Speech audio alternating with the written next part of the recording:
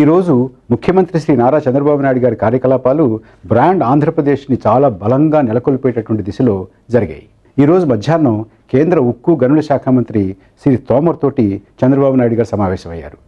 కడపలో నెలకొల్పబోయేటటువంటి ఉక్కు కర్మాగారానికి, అలాగే కేంద్రం నుంచి రాష్ట్రానికి రావాల్సినటువంటి పారిశ్రామిక వెసులుబాట్లని, పారిశ్రామిక రాయితీల్ని, వాటి గురించి కూడా వారిద్దరూ చర్చించారు.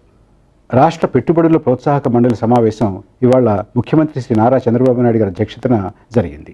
ఇందులో రాష్ట్రంలో పెట్టుబడులు బాగా ఆకర్షించడానికి ఏ రకమైనటువంటి చర్యలు తీసుకోవాలి అనేటటువంటి దాని మీద, ఏ రకమైనటువంటి చర్యలు ఇప్పటివరకు తీసుకున్నాము అనే విషయాల మీద చాలా కూలంకషంగా చర్చ జరిగింది.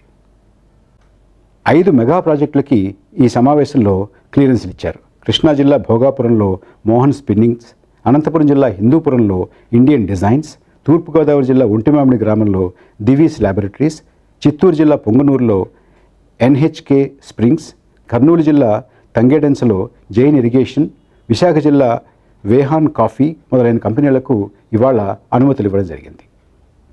ఈరోజు సాయంత్రం మౌలిక సదుపాయాల కల్పన, అలాగే గృహ నిర్మాణం, ఈ 2 రంగాల మీద కూడా ముఖ్యమంత్రి సమీక్షలు నిర్వహించారు.